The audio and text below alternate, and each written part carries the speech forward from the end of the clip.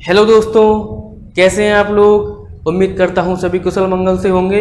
मैं वैभव आप सभी का ऑप्टेटिव लर्निंग में स्वागत करता हूं। चलिए आज का टॉपिक स्टार्ट करते हैं बिना किसी विलंब के।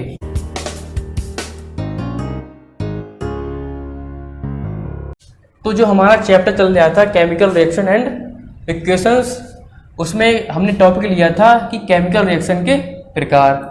तो कुछ मैंने जो प्रकार थे वो आपको मैंने करा दिए थे पिछले लेक्चर में, ठीक है। अब इसमें कुछ प्रकार जो हमारे रह गए हैं उस पर बात करते हैं। उसके बाद में जो अगला जो टाइप आएगा हमारा उसे कहेंगे उपचयन, अपचयन, अभिक्रिया।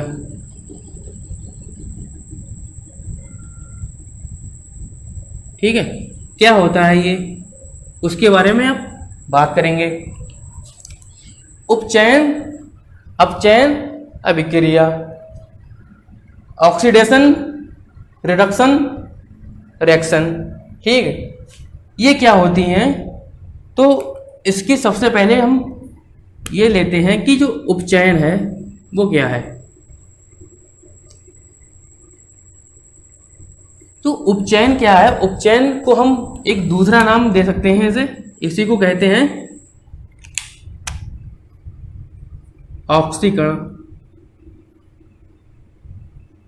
ऑक्सीकरण, ठीक है। तो क्या होता है ऑक्सीकरण या फिर उपचयन क्या होता है। इसमें क्या होता है कि कोई भी हमारा कोई पदार्थ है, ठीक, या फिर कोई यौगिक है या कोई तत्व है हमारा, ठीक, तो उसमें से क्या कि उसमें से हमारा जो ऑक्सीजन है, ठीक, ऑक्सीजन का उसमें योग होता है, ठीक, मतलब उसमें ऑक्सीजन की वृद्धि होती है। हम कह सकते हैं कि किसी तत्व में, किसी पदार्थ में, या फिर कह सकते हैं तत्व या यौगिक, ठीक। तो किसी तत्व या यौगिक में क्या होता है, तत्व यौगिक में जो ऑक्सीजन होता है,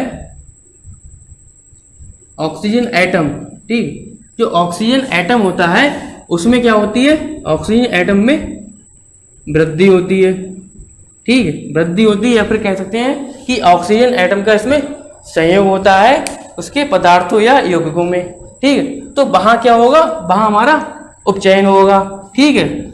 और इसी में आता है एक हमारा कि क्या पदार्थों में, तत्वों या पदार्थों में या यौगिकों में क्या होता है कि जो हाइड्रोजन होता है,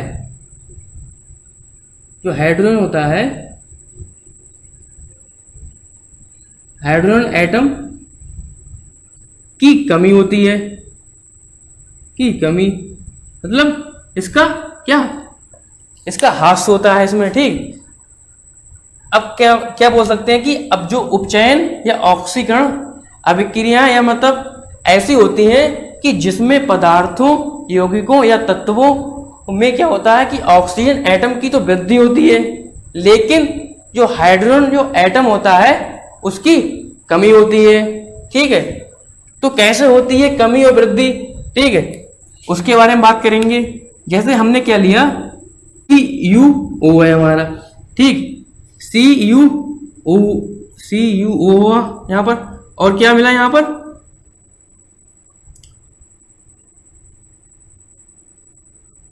हाइड्रोजन के साथ में इसकी रिएक्शन करवाई, ठीक। अब इसकी हाइड्रोजन के साथ में जब हमने इसकी रिएक्शन करवाई तो क्या मिला यहां पर हमें, Cu प्लस H2, ठीक है।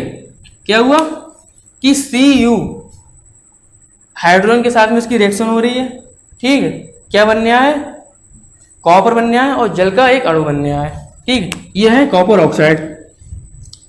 अब यहां इस रिएक्शन में देखेंगे आप कि यहां क्या हो रहा है, यहां CuO है और यहां बनने है Cu, ठीक है। तो क्या हो रहा है यहाँ पर, ऑक्सीजन क्या हो रहा है यहाँ पर, ऑक्सीजन यहाँ पर ऑक्सीजन की कमी हो रही है यहाँ पर, ठीक है, ऑक्सीजन की कमी हो रही है यहाँ पर। लेकिन यहाँ पर क्या हो रहा है, यहाँ पर क्या हो रहा है, ऑक्सीजन की वृद्धि हो रही है।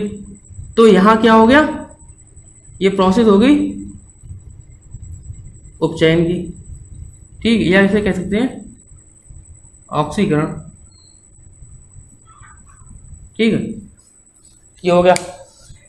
अब क्या, अब ये आपने देखा कि यहाँ तो यार, यहाँ ये मतलब यहाँ ऑक्सीजन की कमी हो रही है, तो हमने पढ़ा कि ऑक्सीजन में जब वृद्धि होगी तो होगा उपचयन, और यदि ऑक्सीजन में कमी होगी तो क्या होगा, तो हम एक दूसरा शब्द है ये अपचयन, ठीक। अपचयन क्या होता है, अपचयन या रिडक्शन वो होता है कि जिसमें क्या होता है कि ऑक्सीजन की कमी होती है, ठीक है। तत्वीय यौगिक में क्या होता है, ऑक्सीजन की कमी हो जाती है, ऑक्सीजन हट जाता है। हम यहां लिख सकते हैं कि ऑक्सीजन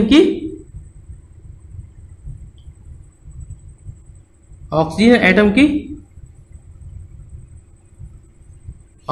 की कमी, यहां क्या हो रहा है, ऑक्सीजन एटम की क्या हो रही है, यहां से कमी हो रही है, ठीक। अब कमी यहां ये होता है हमारा अपचयन का, ठीक। अब यहां क्या हुआ, CuO और CuO से क्या हो रहा है, Cu हो रहा है, तो हम यहां बोल सकते हैं यहां क्या है हमारा, यहां हो रहा है अपचयन, ठीक है। अपचयन क्यों हो रहा है, क्यों, यहां पर जो ऑक्सीजन है वो हमारा यहां से हट रहा है, ठीक है। तो यहां हो गया हमारा अपचयन। और यहां जो H2 है, तो H2 उपचयित होकर क्या बना रहा है, H2O बना रहा है। और CuO, ठीक, कॉपर ऑक्साइड क्या अपचयित होकर क्या बना रहा है, कॉपर बना रहा है, Cu बना रहा है, ठीक। तो ये होगी हमारी अपचयन की, ठीक। अपचयन में एक दूसरा है, जैसे यहाँ क्या हाइड्रोजन एटम में कमी होती है, बट यहाँ पर क्या होता है, हाइड्रोजन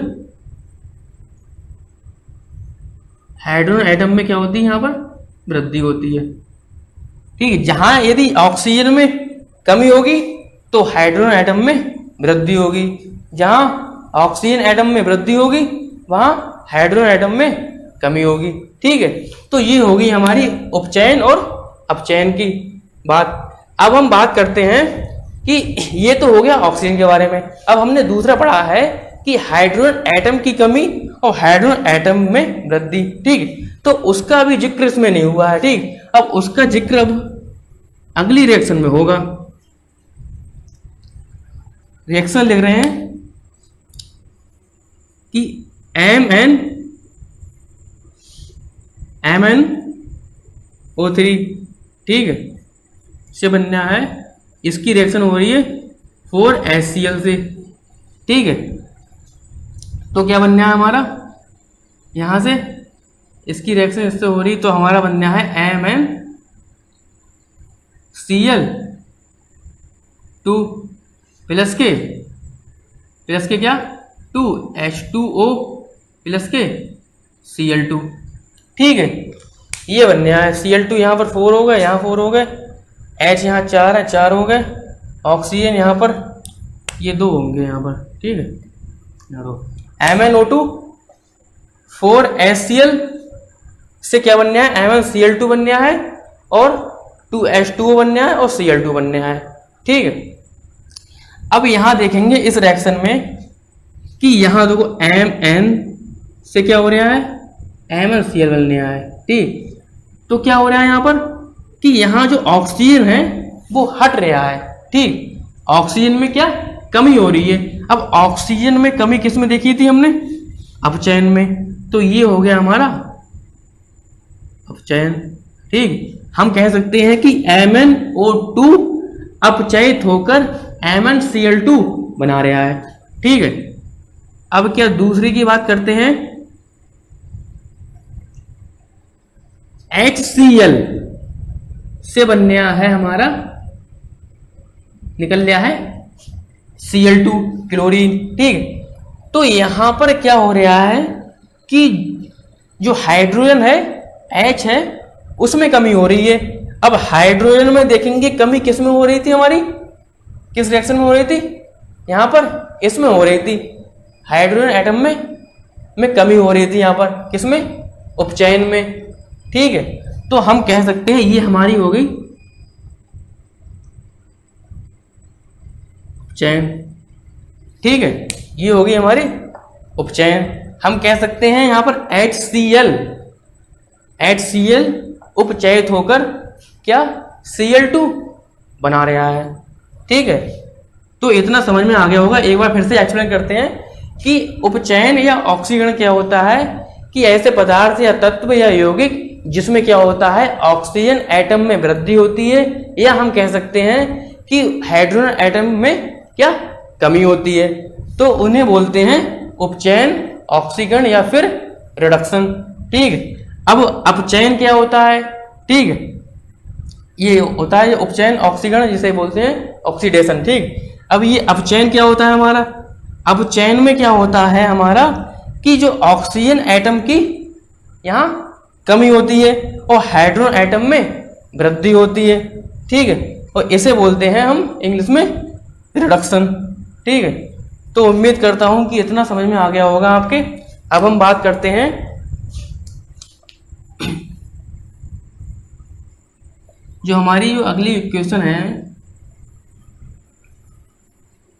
एक मैंने आपको लेक्चर में बताया था कि ऊष्माक्षेपी और ऊष्माशोषी के बारे में। ठीक है, तो उनके बारे में बात कर लेते हैं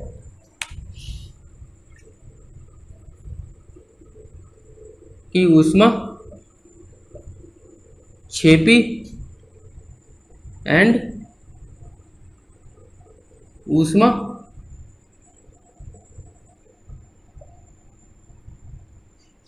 ऊष्माशोषी अभिक्रिया। ठीक है, ये क्या होती है, देखिए ऊष्माक्षेपी अभिक्रिया, ऊष्माशोषी अभिक्रिया। ठीक है, अब यहाँ इसे कहते हैं हम एक्सोथर्मिक, इसे कहते हैं एंडोथर्मिक रिएक्शन। ठीक, अब यहाँ ऊष्माक्षेपी देखिए, ऊष्माक्षेपी मतलब ऊष्मा का क्षेपण हो रहा है, मतलब ऊष्मा क्या निकल रही है। ठीक, ऊष्मा की कमी हो रही है, ऊष्मा निकल रही है, रिलीज हो रही है ऊष्मा।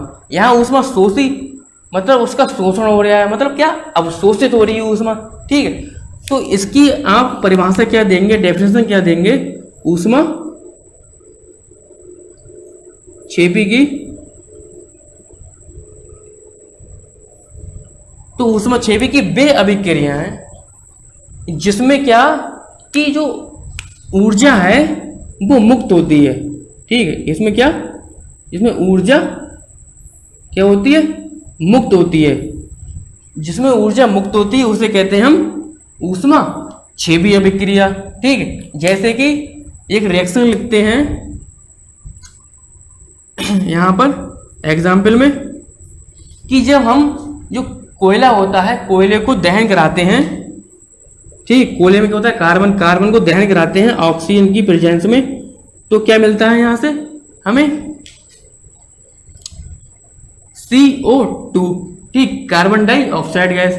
ठीक है, अब क्या और क्या मिलता है, CO2 मिलती है, और यहाँ से एनर्जी निकलती है, यहाँ से मिलती है हमें लगभग 393.5 किलो कैलोरी जूल। यहाँ से जो ऊर्जा है वो यहाँ से मुक्त होती है। ठीक है, जब हम क्या करते हैं कि कार्बन मतलब जो कोयला होता है, कोयले को जब दहन कराते हैं वायु की प्रेजेंस में, तो क्या CO2 प्राप्त होती है और हमें 393.5 किलो कैलोरी ऊर्जा यहाँ से इसमें से निकलती है, मुक्त होती है।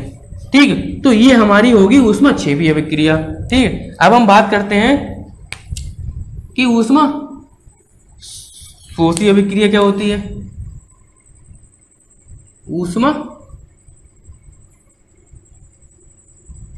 ऊष्माशोषी, ठीक है, ऊष्माशोषी अभिक्रिया क्या होती है कि वे अभिक्रियाएं, ठीक है, वे अभिक्रियाएं जिनको पूर्ण होने के लिए क्या होता है, हमें ऊर्जा की आवश्यकता होती है।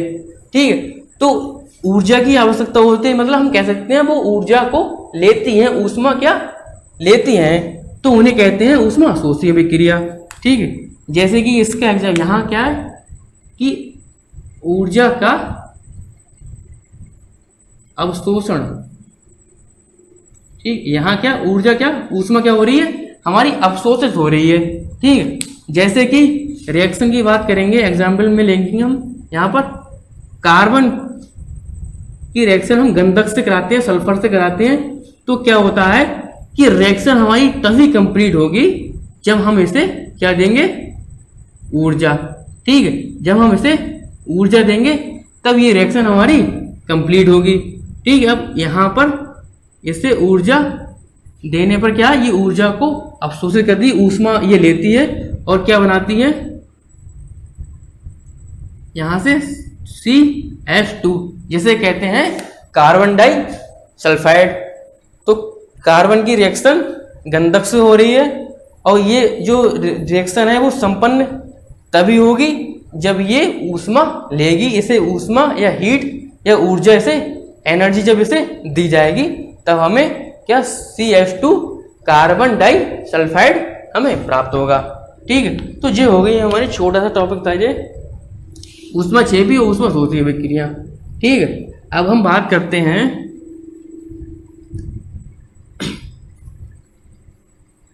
कि जो हमारे जो अपचयन थे, अपचयन और उपचयन। ठीक है, तो उसमें क्या कि उसमें क्या कुछ हमारे प्रोसेस होती हैं, जैसे कि आपने देखा होगा एक होता है हमारा संक्षारण। ठीक है, संक्षारण एक प्रोसेस क्या होती है जिसे हम बोलते हैं इंग्लिश में कोरोशन, इसे कहते हैं कोरोशन। क्या होता है कोरोशन, ये संक्षारण क्या होता है, तो आपने देखा होगा जैसे जो लोहा होता है, ठीक, जो आयरन होता है, लोहा होता है, तो जब वो आप मार्केट से नया नया लेके आते हो पेंट हुआ होता है तो क्या वो मतलब साफ सुथरा होता है, चमकता हुआ होता है। ठीक, लेकिन जब वो वायु में जैसे आप खुले स्थान पर रख दो, नमी में रख दो, ठीक, तो क्या होता है वो नम वायु में कि जब कांटेक्ट में आता है तो क्या उस पर जंग लग जाती है। ठीक, उस पर एक भूरे रंग की परत जम जाती है। ठीक, तो क्या होता है तो वो वहां से क्या होता है कि वो संक्षारित हो जाता है वहां से। ठीक है, क्या कि जो जैसे पहला था, जो आयरन जो पहले था आप मार्केट से लेके आए थे आयरन पेंट किया हुआ, तो क्या वो कुछ समय बाद आपने क्या देखा कि उस पे जंग लग गई, उस पे क्या रस्टिंग हो गई, तो क्या हुआ कि लोहे का क्या होगा संक्षारण हो गया वहां पर। ठीक, कोरोजन हो गया। ठीक, ऐसे ही हमारे और धातु होती हैं जैसे कि चांदी है, तांबा है। चांदी में क्या होता है कि जब चांदी होती है या तांबा होता है तो जब ये हमारा कि जो अम्ल होता है, जो चांदी है, ठीक, चांदी या फिर जो तांबा है, चांदी और जो तांबा है, ठीक, तो ये क्या होता है कि जब ये हमारा किस में आता है, या तो हमारा ये जो अम्ल कोई भी एसिड के क्या हो कांटेक्ट में आ जाता है या इसमें क्या आर्द्रता के संपर्क में आ जाता है, तो क्या होता है कि इसका जो कलर होता है जैसा पहले था कलर उससे चेंज हो जाता है इसका कलर। ठीक, जो चांदी का जो कलर होगा वो जैसा पहला था सिल्वर कलर का, तो क्या होगा वहां से चेंज हो जाएगा, उस पर क्या होगा कि एक परत आ जाएगी जिसकी काले रंग की। ठीक, काले रंग की एक उस पर क्या परत आ जाती है। ठीक, तांबे पर क्या होता है, तांबे पर क्या होता है कि उस पर एक हरे रंग की परत आ जाती है। ठीक है, तो ये क्या कि काले रंग की परत आना चांदी पर और हरे रंग की परत आना, ये क्या है हमारे संक्षारण के एग्जाम्पल है। संक्षारण है हमारा कि यहाँ से क्या बोल सकते हैं कि चांदी का क्या संक्षारण हो रहा है, तो वही होगी हमारी कोरोजन या संक्षारण। ठीक है, जैसे कि अब एक मैंने अभी आपको बताया था कि जंग लगना। ठीक, जो जंग लगती है जिसे कहते हैं रस्टिंग। ठीक, इसमें क्या कि जो रस्टिंग होती है, ये जो लोहे पे जंग लगती है वो कैसे लगती है, देखो जो आयरन होता है, लोहा होता है, तो क्या कि जब लोहा जो आयरन होता है वो हमारा जब वायु के कांटेक्ट में आ जाता है, एयर के कांटेक्ट में आ गया हमारा, ठीक है, तो एक ऑक्साइड बन जाता है, ठीक, उस पर एक ऑक्साइड बन जाता है, ठीक, FeO, ठीक है। तो क्या होता है, वो ऑक्साइड होता है, ऑक्साइड कई सारे इसके होते हैं, Fe2O3 भी होता है, Fe होता है, उसके बारे में वो बाद में बताएंगे। यहाँ ऐसे लिख दो कि Fe का ऑक्साइड, उस पर क्या कि Fe का ऑक्साइड आ जाता है एक, ठीक। तो क्या ऐसा होने से क्या उस पर एक भूरे रंग की परत आ जाती है, ठीक, लोहे पे, ठीक, जिसे हम कहते हैं कि क्या कि लोहे पर जंग लग गई, काई आ गई, या फिर इसे कहते हैं रस्टिंग, ठीक। तो क्या अब ये इसे अब काई आने पर, ठीक, और या काई आने से पहले, जंग आने से पहले या जंग आने के बाद में क्या अंतर होता है लोहे में, उसके बारे में बात करेंगे। जैसे कि यदि लोहे पे हमारी जंग लग गई, ठीक है, तो क्या होता है, जंग लगने के बाद में क्या होता है, यदि जंग लगने से पहले की बात करते हैं पहले कि Fe है हमारा, ठीक, ये क्या है, विदाउट रस्टेड, ठीक, विदाउट रस्टेड, ठीक, क्या कि इस पे बिल्कुल जंग नहीं है, बिल्कुल साफ सुथरा है, बिल्कुल चमकदार, ठीक, लोहा। तो क्या इसको यदि हम डाइल्यूट, जो डाइल्यूट होता है, तनु होता है सल्फ्यूरिक एसिड H2SO4, ठीक ठीक, उसके कांटेक्ट में यदि लेके आते हैं तो क्या करता है, ये वहां से एक hydrogen gas H2 gas produce करता है, निकलती है इसमें से, ठीक है, और यहाँ से ये बना देता है FeSO4 और H2, यहाँ से जो H2 गैस होती है वो यहाँ से उत्पन्न होती है, ठीक। तो हम कह सकते हैं कि जो हमारा जो लोहा है वो अच्छा है, ठीक ठीक है, उस पर काई मतलब जंग उस पर नहीं लगी है, ठीक, वो रस्टेड नहीं है, ऑक्सीडेशन, ठीक। अब ये अपचयन क्या होता है हमारा, अपचयन में क्या होता है हमारा कि जो ऑक्सीजन एटम की यहाँ कमी होती है और हाइड्रोजन एटम में वृद्धि होती है, ठीक है, और इसे बोलते हैं हम इंग्लिश में रिडक्शन, ठीक है। तो उम्मीद करता हूं कि इतना समझ में आ गया होगा आपके। अब हम बात करते हैं जो हमारी जो अगली इक्वेशन है, एक मैंने आपको लेक्चर में बताया था कि ऊष्माक्षेपी और ऊष्माशोषी के बारे में, ठीक है, तो उनके बारे में बात कर लेते हैं।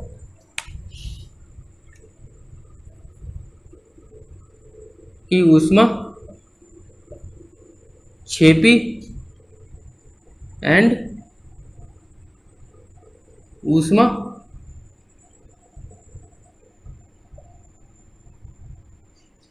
ऊष्माशोषी अभिक्रिया, ठीक है, ये क्या होती है, देखिए, ऊष्माक्षेपी अभिक्रिया, ऊष्माशोषी अभिक्रिया, ठीक। अब यहाँ इसे कहते हैं हम एक्सोथर्मिक, इसे कहते हैं एंडोथर्मिक रिएक्शन, ठीक। अब यहाँ ऊष्माक्षेपी देखिए, ऊष्माक्षेपी मतलब ऊष्मा का क्षेपण हो रहा है, मतलब ऊष्मा क्या निकल रही है, ठीक, ऊष्मा की कमी हो रही है, ऊष्मा निकल रही है, रिलीज हो रही है ऊष्मा। यहाँ ऊष्माशोषी मतलब उसका शोषण हो रहा है, मतलब क्या अवशोषित हो रही है ऊष्मा, ठीक है। तो इसकी आप परिभाषा क्या देंगे, डेफिनेशन क्या देंगे, ऊष्माक्षेपी की, तो ऊष्माक्षेपी की वे अभिक्रिया हैं जिसमें क्या कि जो ऊर्जा है वो मुक्त होती है, ठीक है, इसमें क्या, इसमें ऊर्जा क्या होती है, मुक्त होती है, जिसमें ऊर्जा मुक्त होती है उसे कहते हैं हम ऊष्माक्षेपी अभिक्रिया, ठीक है। जैसे कि एक रिएक्शन लिखते हैं यहाँ पर एग्जाम्पल में कि जब हम जो कोयला होता है, कोयले को दहन कराते हैं, ठीक, कोयले में क्या होता है, कार्बन, कार्बन को दहन कराते हैं ऑक्सीजन की प्रेजेंस में, तो क्या मिलता है यहाँ से हमें CO2, ठीक, कार्बन डाइऑक्साइड गैस, ठीक है। अब क्या और क्या मिलता है, CO2 मिलती है, और यहाँ से जो यहाँ से एनर्जी निकलती है, यहाँ से मिलती है हमें लगभग 393.5 किलो कैलोरी जूल, यहाँ से जो ऊर्जा है वो यहाँ से मुक्त होती है, ठीक है। जब हम क्या करते हैं कि कार्बन कार्बन मतलब जो कोयला होता है, कोयले को जब दहन कराते हैं वायु की प्रेजेंस में तो क्या CO2 प्राप्त होती है और हमें 393.5 किलो कैलोरी ऊर्जा यहाँ से इसमें से निकलती है, मुक्त होती है। ठीक, तो ये हमारी होगी ऊष्माक्षेपी अभिक्रिया। ठीक, अब हम बात करते हैं कि ऊष्मा शोषी अभिक्रिया क्या होती है।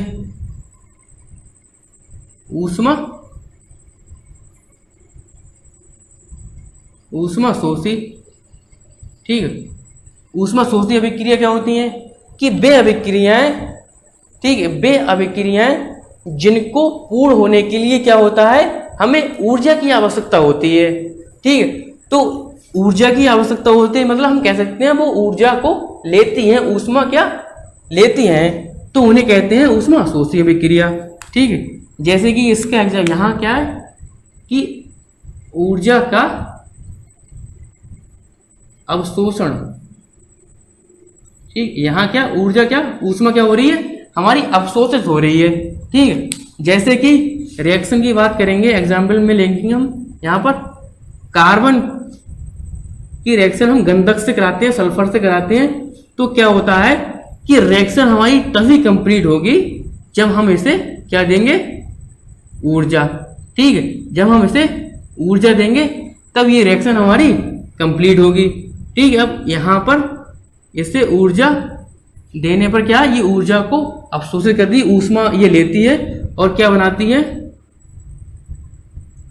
यहां से CH2 जिसे कहते हैं कार्बन डाई सल्फाइड। तो कार्बन की रिएक्शन गंधक से हो रही है और ये जो रिएक्शन है वो संपन्न तभी होगी जब ये ऊष्मा लेगी, इसे ऊष्मा या हीट या ऊर्जा इसे एनर्जी जब इसे दी जाएगी तब हमें क्या CH2 कार्बन डाई सल्फाइड हमें प्राप्त होगा। ठीक है, तो ये हो गई हमारी छोटा सा टॉपिक था ये ऊष्माक्षेपी और ऊष्मा शोषी अभिक्रिया।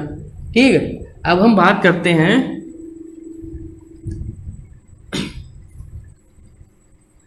कि जो हमारे जो अपचयन थे, अपचयन और उपचयन। ठीक है, तो उसमें क्या कि उसमें क्या कुछ हमारे प्रोसेस होती हैं, जैसे कि आपने देखा होगा एक होता है हमारा संक्षारण। ठीक है, संक्षारण एक प्रोसेस क्या होती है जिसे हम बोलते हैं इंग्लिश में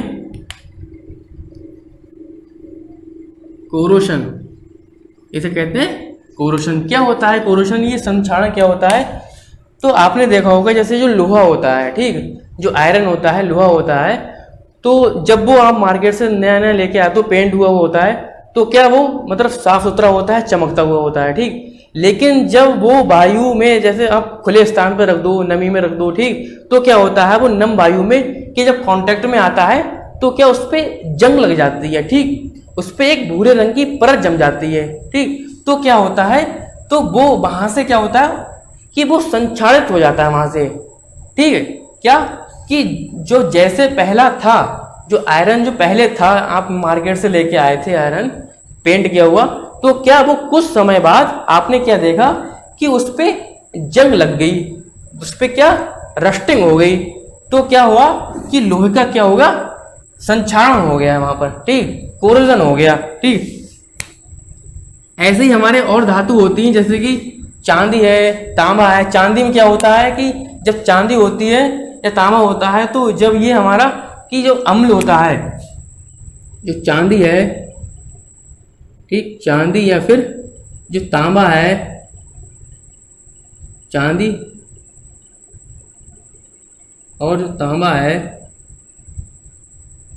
ठीक, तो ये क्या होता है कि जब ये हमारा किस में आता है, या तो हमारा ये जो अम्ल कोई भी एसिड के क्या हो कांटेक्ट में आ जाता है, या इसमें क्या आर्द्रता के संपर्क में आ जाता है, तो क्या होता है कि इसका जो कलर होता है, जैसा पहले था कलर, उससे चेंज हो जाता है इसका कलर। ठीक, जो चांदी का जो कलर होगा वो जैसा पहला था सिल्वर कलर का, तो क्या होगा वहां से चेंज हो जाएगा, उस पर क्या होगा कि एक परत आ जाएगी जिसकी काले रंग की। ठीक, काले रंग की एक उस पर क्या परत आ जाती है। ठीक, तांबे पर क्या होता है, तांबे पर क्या होता है कि उस पर एक हरे रंग की परत आ जाती है। ठीक है, तो ये क्या कि काले रंग की परत आना चांदी पर और हरे रंग की परत आना, ये क्या है हमारे संक्षारण के एग्जाम्पल है, संक्षारण है हमारा, कि यहाँ से क्या बोल सकते हैं कि चांदी का क्या संक्षारण हो रहा है, तो वही होगी हमारी कोरोजन या संक्षारण। ठीक है, जैसे कि अब एक मैंने अभी आपको बताया था कि जंग लगना, ठीक, जो जंग लगती है जिसे कहते हैं रस्टिंग।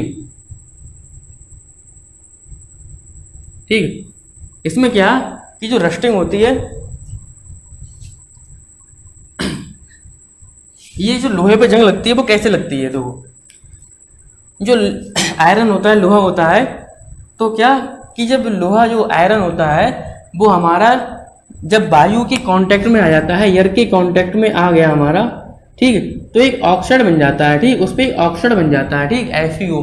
ठीक है, तो क्या होता है वो ऑक्साइड होता है, ऑक्साइड कई सारे इसके होते हैं, Fe2O3 भी होता है, Fe होता है, उसके बारे में वो बाद में बताएंगे। यहाँ ऐसे लिख दो कि Fe का ऑक्साइड, उस पर क्या कि Fe का ऑक्साइड आ जाता है एक। ठीक, तो क्या ऐसा होने से क्या उस पर एक भूरे रंग की परत आ जाती है, ठीक, लोहे पे, ठीक, जिसे हम कहते हैं कि क्या कि लोहे पर जंग लग गई, काई आ गई, या फिर इसे कहते हैं रस्टिंग। ठीक, तो क्या अब ये इसे अब काई आने पर, ठीक, और या काई आने से पहले, जंग आने से पहले या जंग आने के बाद में क्या अंतर होता है लोहे में, उसके बारे में बात करेंगे। जंग लगने से पहले की बात करते हैं पहले कि Fe है हमारा, ठीक, ये क्या है विदाउट रस्टेड, ठीक, विदाउट रस्टेड। ठीक, क्या कि इस पे बिल्कुल जंग नहीं है, बिल्कुल साफ सुथरा है, बिल्कुल चमकदार, ठीक, लोहा। तो क्या इसको यदि हम डाइल्यूट, जो डाइल्यूट होता है, तनु होता है सल्फ्यूरिक एसिड H2SO4, ठीक ठीक, उसके कांटेक्ट में यदि लेके आते हैं तो क्या करता है, ये वहां से एक hydrogen gas H2 gas produce करता है, निकलती है इसमें से। ठीक, और यहाँ से ये बना देता है FeSO4 और H2, यहाँ से जो H2 गैस होती है वो यहाँ से उत्पन्न होती है। ठीक, तो हम कह सकते हैं कि जो हमारा जो लोहा है वो अच्छा है, ठीक ठीक है, उस पर काई मतलब जंग उस पर नहीं लगी है, ठीक, वो रस्टेड नहीं है। अब यदि उस पर क्या कि हमारी उस पर जंग लग गई, जंग लगने में क्या होता है कि उसका जो आयरन होता है उसका ऑक्साइड बन जाता है। ठीक, ऑक्साइड में क्या या तो FeO बन जाएगा या फिर तुम्हारा Fe2O3 बन जाएगा। पहले बात करते हैं Fe2O3 की कि Fe2O3 हमारा ऑक्साइड बन गया। ठीक, अब यदि इसमें क्या H2SO4 डाइल्यूट सल्फ्यूरिक एसिड के कांटेक्ट में से लेके आते हैं तो क्या होता है यहाँ से कि Fe2 बनाता है और यहाँ से यहाँ 3 अणु लेंगे इसके FeSO4 का होल थ्राइस और यहाँ से H2O जल यहाँ से निकलता है। ठीक, ये हो गया। ठीक, अब यहाँ इसे कहते हैं अपने, ये है हमारा फेरिक ऑक्साइड। ठीक, अब फेरिक ऑक्साइड हो गया जी। अब ये क्या आयरन का एक ऑक्साइड है। ठीक, अब ये आयरन का जो ऑक्साइड है उसको हमने सल्फ्यूरिक डाइल्यूट सल्फ्यूरिक एसिड के कांटेक्ट में लेके आए तो ये आपस में रिएक्शन हुई इसकी और क्या हमें प्राप्त हुआ, हमें Fe2SO4 का वोल्टाइज फेरिक सल्फेट जिसे बोलते हैं, ये फेरिक सल्फेट होता है, ये प्राप्त हुआ और जल निकल गया। ठीक, यहाँ से तो क्या यहाँ H2 गैस निकल रही, नहीं निकल रही ना, कि वहां से जो H2 गैस है वो नहीं निकलेगी। ठीक, वो वहां से उत्पन्न नहीं होगी। ठीक, अब क्या ऐसे इसका दूसरा ऑक्साइड है हमारा है FeO। ठीक, FeO की रिएक्शन हमारी इसी से कराते हैं H2SO4 से। H2SO4 से इसकी रिएक्शन हुई, H2SO4 से रिएक्शन होने के बाद में क्या हुआ कि यहाँ से बन गया हमारा Fe2, यहाँ से सॉरी FeSO4 और जल यहाँ से निकल गया। ठीक, ये हो गया हमारा फेरस सल्फेट। ठीक, अब यहाँ पर भी आपने देखा कि यहाँ पर हाइड्रोजन गैस उत्पन्न नहीं हो रही है। क्यों? क्योंकि ये हमारा क्या है, जंग लोहा है। ठीक, ये जंग लोहा है। ठीक, इस पे क्या ये रस्टेड आयरन है।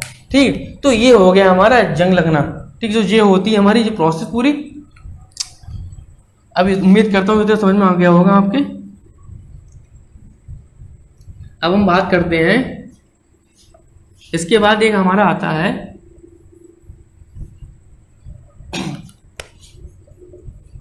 जो कहते हैं विकृत गंधिता। ठीक, विकृत गंधिता, या इसी को हम कहते हैं रैंसिडिटी। ठीक, रैंसिडिटी। अच्छा, ये क्या होता है विकृत गंधिता या फिर रैंसिडिटी, क्या होता है? आपने देखा होगा जैसे कि जो हमारे जो वसा युक्त जो खाद्य पदार्थ होते हैं या फिर जो तैलीय जो खाद्य पदार्थ होते हैं जिनमें क्या तेल की मात्रा होती है, ऐसे जो खाद्य पदार्थ होते हैं उनमें क्या होता है कि यदि वो लंबे समय तक रखे रहें, ठीक, तो क्या कि उसमें कुछ समय बाद उसमें उसका या मतलब पहले तो उसका स्वाद चेंज होगा, मतलब होगा, और स्वाद चेंज होगा और उसमें क्या एक मतलब अलग से गंध आने लगती है, महक वो देने लगते हैं। ठीक है, तो क्या वो उनका जो महक देना, ठीक, या स्वाद वो चेंज होना, वही हमारा होता है रैंसिडिटी। ठीक है, तो अब रैंसिडिटी से या ये प्रोसेस कैसे होती है इसकी, ठीक है, तो आपने देखा कि जो हमारे जो खाद्य पदार्थ होते हैं जिनमें तेल की मात्रा होती है, तेलीय खाद्य पदार्थ या जो वसा युक्त जो खाद्य पदार्थ होते हैं, तो उनका क्या हो जाता है, हमारा उपचयन हो जाता है। ठीक, क्या होगा उनका उपचयन होगा उनका। ठीक, वो क्या हमारे उपचयित हो जाते हैं। वो खाद्य पदार्थ जो होते हैं तैलीय खाद्य पदार्थ या फिर जो वसा युक्त खाद्य पदार्थ होते हैं वो क्या हमारे उपचयित हो जाते हैं, वो हमारे, ठीक है, उपचयित हो जाते हैं। ठीक, उपचयित होने से क्या होता है हमारा कि क्या कि जब वो हमारे ऑक्सीडाइज हो जाएंगे पदार्थ वो हमारे, तो क्या होगा कि उसमें हमारी एक गंध आने लगती है। ठीक, गंध भी आएगी, उसका स्वाद भी चेंज होगा। अब उपचयन से उसकी मतलब उसको बचाने के लिए कि जो खाद्य पदार्थ है हमारे जो वसा युक्त खाद्य पदार्थ हैं वो हमारे उपचयन उनमें ना हो, उसमें हम प्रतिऑक्सीकारक पदार्थ मिलाते हैं। क्या मिलाते हैं? प्रतिऑक्सीकारक पदार्थ मिलाते हैं उसमें हम। ठीक है, प्रतिऑक्सीकारक जब उसमें पदार्थ मिला देंगे तो क्या उसमें जो उपचयन की जो प्रोसेस है या फिर उनका जो उपचयित होना है वो बंद हो जाएगा। ठीक है, अब ये जब बंद हो जाएगा तो क्या वो जल्दी हमारे ना तो खराब होंगे, ना ही उनका स्वाद चेंज होगा और ना ही उनमें गंध आएगी। ठीक है, ऐसे ही आप जब मार्केट से क्या जो चिप्स का पैकेट लेके आते हैं तो क्या देखते हैं कि उसमें चिप्स तो थोड़े होते हैं बट उसमें क्या होता है कि उसमें एयर भरी रहती है बहुत सारी। ठीक, तो उसमें एयर इसी कारण मतलब भरी जाती है कि जिससे कि क्या कि जो हमारा जो उसमें जो मटेरियल है जो चिप्स हैं, ठीक, तो वो हमारे जल्दी खराब ना हो, लंबे समय तक उनका यूज किया जा सके, वो खाए जा सके। ठीक है, तो क्या उसमें क्या करते हैं कि जो ऑक्सीजन होती है उसको निकाल देते हैं। ठीक, और जो नाइट्रोजन गैस होती है उसको भर देते हैं। ऐसा क्यों करते हैं? क्योंकि जो ऑक्सीजन होती है वो हमारी क्या बहुत ज़्यादा सक्रिय होती है और ये हमारी कम सक्रिय होती है। ठीक, ये हमारी कम सक्रिय होती है नाइट्रोजन गैस, इसलिए उसमें नाइट्रोजन गैस भर दी जाती है, जिसके कारण क्या होता है जो हमारे चिप्स के पैकेट होते हैं वो लंबे समय तक खराब नहीं होते हैं। ठीक है, तो ये हो गया हमारा रैंसिडिटी। ठीक है, अब उम्मीद करते हैं कि इतना समझ में आ गया होगा। ओके, अब आपके इसमें कुछ क्वेश्चन है कुछ। ठीक है, इसमें आपके कुछ क्वेश्चन है वो देखते हैं कि क्या क्या क्वेश्चन है।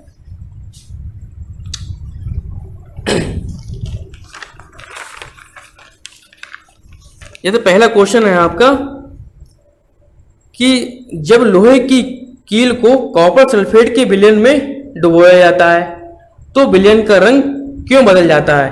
ठीक, तो ये मैंने एक्टिविटी में पहले मतलब पढ़ा भी चुका हूँ और जो विस्थापन अभिक्रिया मैंने आपको पढ़ाई थी उसमें भी था। ये क्या था इसमें कि जो लोहे की कील होती है Fe, ठीक, जो Fe होता है उसमें क्या कॉपर सल्फेट, ठीक, कॉपर सल्फेट तो बोल रहा है, कॉपर सल्फेट, हाँ, कॉपर सल्फेट CuSO4। ठीक, तो उसमें जब कॉपर सल्फेट के जलीय विलयन में क्या कोई आयरन नेल होती है उसको डालते हैं तो उसका कलर क्यों चेंज हो जाता है। ठीक, क्या होगा यहाँ से FeSO4 होगा और यहाँ से क्या बनेगा हमारा Cu बन जाएगा। ऐसा इसलिए होता है, यहाँ इसका कलर होता है हमारा ब्लू और यहाँ हो जाएगा हमारा ग्रीन।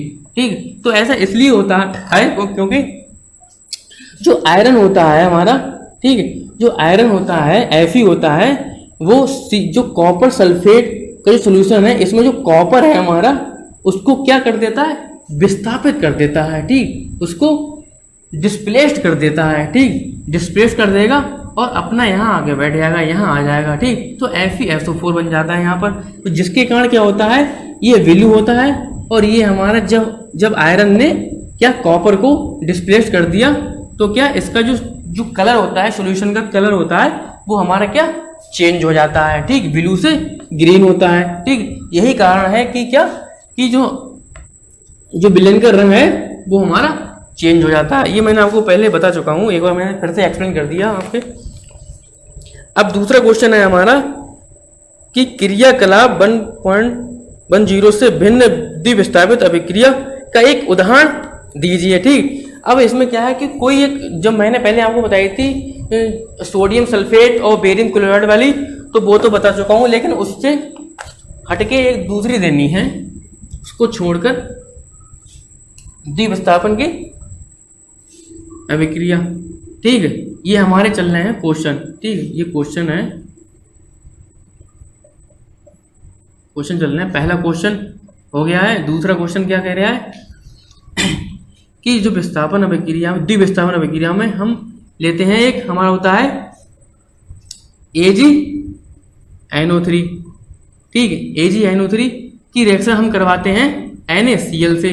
ठीक है, अब AgNO3 की जो होता है हमारा सिल्वर नाइट्रेट की रिएक्शन सोडियम क्लोराइड से जब होती है, तो यहाँ से क्या होता है कि AgCl बनता है यहाँ से। ठीक है, AgCl बनता है, और क्या बनता है हमारा NaNO3 यहाँ से बन जाता है। ठीक, NaNO3 बन जाता है और AgCl बन जाता है। ये हमारा क्या होता है, ये अवक्षेप होता है, ये हमारा अवक्षेप। ठीक, जिसे कहते हैं सिल्वर क्लोराइड का ये अवक्षेप प्राप्त होता है। ये होता है हमारा सफेद रंग का। ठीक, ये होता है सफेद रंग का, ये अवक्षेप हमें सफेद रंग का यहाँ से प्राप्त हो जाता है। ठीक है, तो यही होती है हमारी द्विविस्थापन की एक हमारी दूसरी हमारी अभिक्रिया हो गई है। ठीक, अब दूसरा क्वेश्चन क्या कह रहा है, तीसरा, कि निम्नलिखित अभिक्रियाओं में अपचयित तथा अपचयित पदार्थों की पहचान कीजिए। मतलब उपचयित पदार्थों की और अपचयित मतलब पदार्थों की पहचान कीजिए। जैसे तीसरे का पहला है, इसमें दे रखिए क्वेश्चन कि 4Na। ठीक, 4Na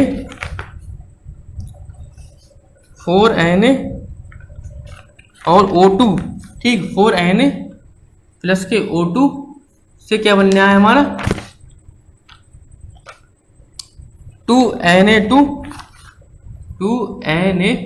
ये हमारी इक्वेशन दे रखी है। ठीक, ये हमारा है, ये सॉलिड में है, ये हमारा गैस में है, और ये सॉलिड में है। ठीक, तो इसमें हमें बताना है कि इसमें कि कौन सी हमारी उपचयित है या फिर अपचयित है। अब यहाँ देखेंगे हम कि Na है यहाँ पर। ठीक, यहाँ क्या है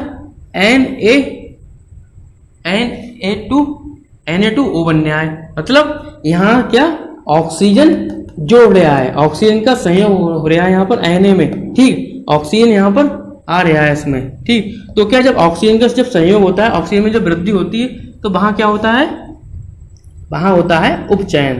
ठीक, हम कह सकते हैं उपचयन, या आपको ऐसे एक्सप्लेन कर सकते हैं कि यहाँ पर कि जो Na है, ठीक, Na क्या हो गया हमारा उपचयित हो गया। ठीक, Na उपचयित होकर क्या बना दिया, Na उपचयित होकर क्या बन गया हमारा Na2O बना दिया। ठीक, Na उपचयित होकर क्या बना रहा है, Na2 बना रहा है। तो हम कह सकते हैं यहाँ पर क्या, ये हमारी उपचयित है। ठीक, अब दूसरी रिएक्शन है CuO। ये तो पहले बता ही गया है, तो पहले बता ही चुका हूँ। ये है Cu, यहाँ से बनना है और यहाँ से H2 निकल जाए। ठीक, तो ये क्या, ये पहले एक्सप्लेन कर चुका हूँ इसे मैं। इसमें क्या है कि यहाँ से क्या हो रहा है कि जो हमारा जो ऑक्सीजन है वो यहाँ से हट रहा है, ऑक्सीजन निकल रहा है। तो मैंने क्या बताया था कि जहाँ ऑक्सीजन निकले जहां ऑक्सीजन में कमी हो, ठीक, तो उसे हम कहेंगे अपचयन, वो होगा हमारा अपचयन, ठीक। और जहां पर हमारा क्या हो, जहां पर हमारा ऑक्सीजन में वृद्धि हो, ठीक है, ऑक्सीजन में वृद्धि हो रही है तो उसे जैसे H2 है, यहाँ H2O हो रहा है, ऑक्सीजन यहाँ जोड़ रहा है, ठीक। तो क्या हो रहा है यहाँ पर, यहाँ हो रहा है उपचयन हो रहा है, ठीक है। इसमें हो गया उपचयन। हम कह सकते हैं यहाँ पर कि जो H2O है, H2 है जो, ठीक, जो H2 है वो क्या उपचयित होकर क्या बना रहा है, H2O बना रहा है। और क्या CuO क्या हो रहा है, यहाँ CuO का हो रहा है हमारा अपचयन, तो ये अपचयित होकर क्या बना रहा है, Cu बना रहा है, ठीक है। ये हो गया हमारा उपचयन और अपचयन। Cu का अपचयित होकर H2 उपचयित होकर क्या बना रहा है, H2O बना रहा है। मतलब यहाँ क्या ऑक्सीजन नहीं था और यहाँ ऑक्सीजन जुड़ गया, ऑक्सीजन का संयोग हो गया। जब ऑक्सीजन की वृद्धि जब होती है तो उसे कहते हैं अपचयन। तो यहाँ पर जो हो गया उपचयित, ठीक है, H2 का यहाँ उपचयित हो रहा है। अब यहाँ CO है, यहाँ पर ऑक्सीजन यहाँ पर क्या हो रहा है, यहाँ पर निकल रहा है, कमी हो रही, तो हम कह सकते हैं CO अपचयित होकर CO बना रहा है, ठीक है। इसे कहेंगे अपने क्या अपचयन और इसे कहेंगे उपचयन। तो ये हो गया हमारा, ये कोई क्वेश्चन थे हमारे 2-3 जो मैंने आपको बता चुका हूँ ये।